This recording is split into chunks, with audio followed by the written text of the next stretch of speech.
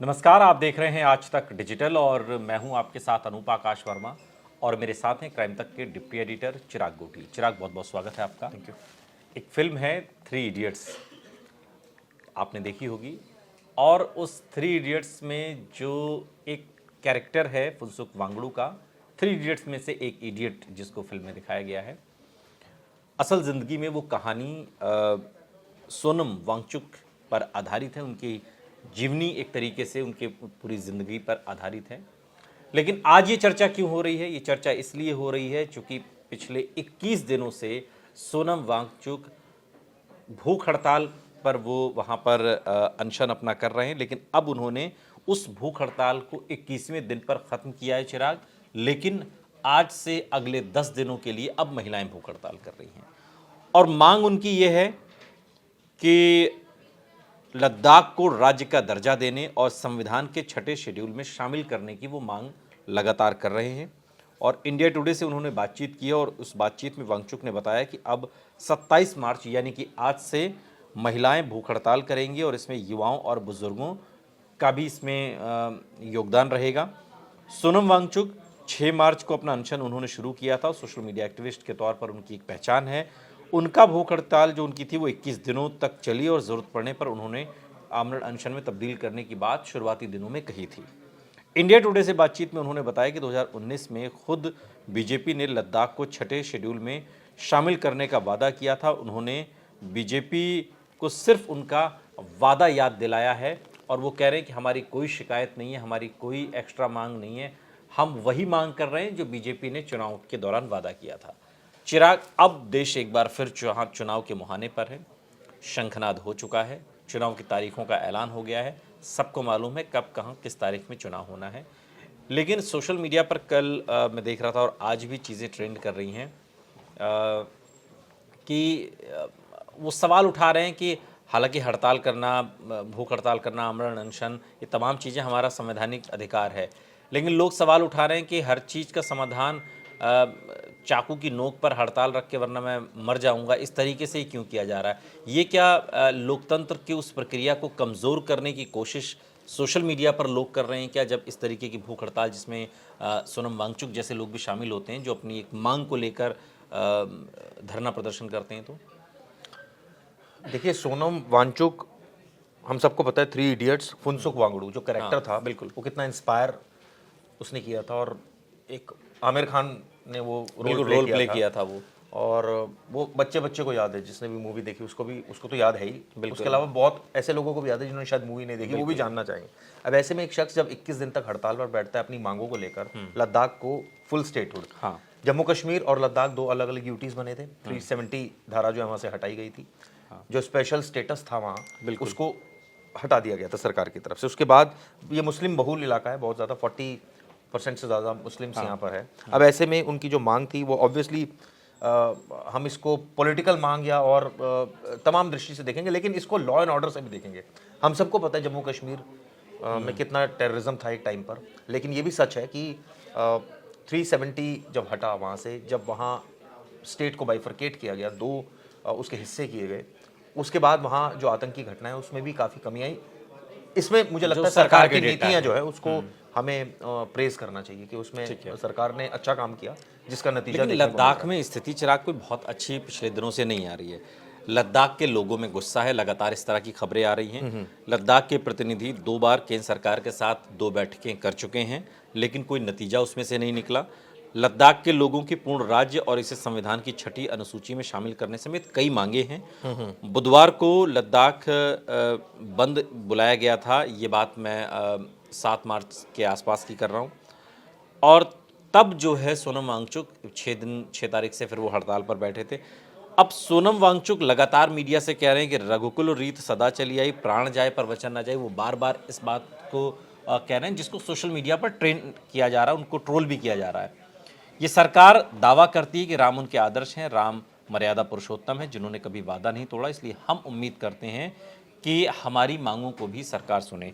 जब इस पिच पर आकर कोई बात कही जा रही है, और वांगचुक ने यह हड़ताल तब शुरू की जब केंद्र के साथ 2 बार की बातचीत बेनतीजा रही है और एपेक्स बॉडी लेह और कारगिल डेमोक्रेटिक अलायंस इनकी दिल्ली में गृह मंत्री अमित शाह के साथ बैठक हुई थी, लेकिन इन बैठकों में कुछ निकला नहीं और लगातार डिमांड होती रही कि जो छठी अनुसूची में उसमें शामिल किया जाए, पूर्ण राज्य का दर्जा है वो दिया जाए, जो हमारे अधिकार हैं वो हमें पूर्ण राज्य के नागरिक के तौर पर दिए जाएं जैसे कि पहले थे। इसको लेकर इनका विरोध है।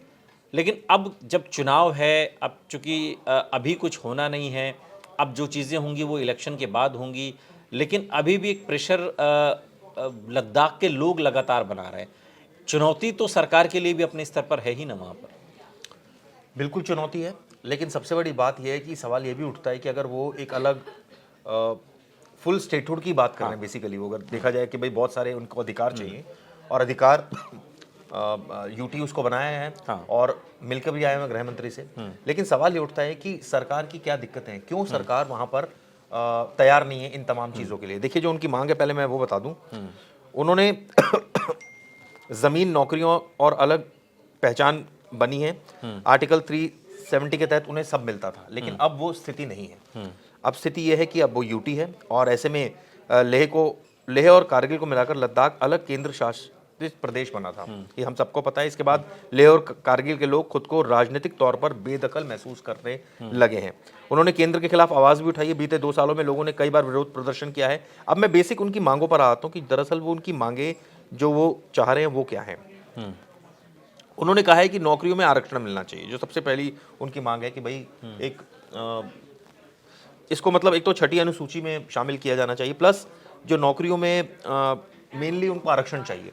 सवाल ये उठता है कि अगर एक सामाजिक कार्यकर्ता बैठे हैं, इतने दिनों से बैठे हैं, जिनका अपना एक वजूद है, और अब तो महिलाएं भी इसके विरोध में उतर आई, आंदोलन कर रही हैं, तो सरकार को लेकिन एक सवाल बातों है, को गंभीरता एक से लेना सवाल है चाहिए कि क्या लद्दाख को छठी अनुसूची में केंद्र शामिल कर सकता है, क्योंकि इस पूरे जो मूवमेंट वहाँ पर चल रहा है उसका मेन मोटिव यही है। तो ऐसे में सवाल ये उठता है क्या केंद्र सरकार लद्दाख को छठी अनुसूची में शामिल कर सकता है।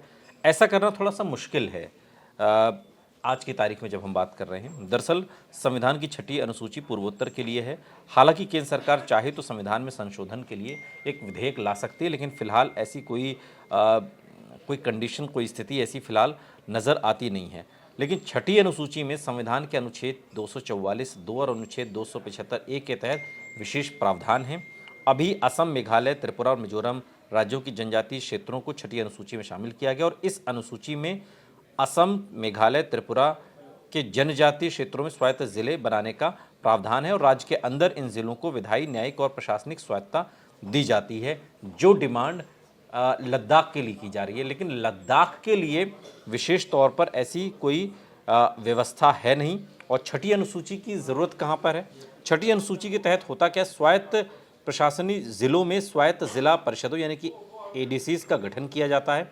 एडीसीज में 5 साल के लिए अधिकतम 30 सदस्य होते हैं और इन एडीसीज के पास भूमि, जंगल, ग्राम, शहर स्तर की पुलिसिंग, सामाजिक रीति रिवाज, कृषि, ग्राम परिषद, स्वास्थ्य, खनन, इनसे जुड़े कानून और नियम बनाने का अधिकार इनके पास होता है। इसीलिए ये मांग की जा रही है कि लद्दाख को भी छठी अनुसूची में शामिल किया जाए। लेकिन अभी जो छठी अनुसूची में पूर्वोत्तर के लिए वहाँ के जो राज्य हैं उनके जो हिस्से हैं उनको इसमें शामिल किया गया है, लेकिन लद्दाख के लिए अभी ऐसी कोई व्यवस्था नहीं है। लेकिन सरकार चाहे तो एक विधेयक ला सकती है और उसके थ्रू चीज़ें हो सकती हैं, लेकिन फिलहाल आज की तारीख में केंद्र सरकार के मिजाज इस ओर तो कोई ऐसा इशारा करते हुए, लेकिन मुझे लगता है आम लोग ये भी जानना चाहेंगे कि छठी अनुसूची होती क्या है, कि छठी अनुसूची में अगर शामिल कर लिया जाए, वो इनकी यही मांग है कि बिल्कुल, और सरकार की अपनी क्या प्रॉब्लम्स है, वो क्यों शामिल नहीं कर रही है, इसके बारे में अगर कुछ जानकारी मिल सके तो। देखिए यही मैंने आपको जैसा कि बताया ना कि छठी अनुसूची में एक जो एडीसीज का गठन किया जाता है, जिसमें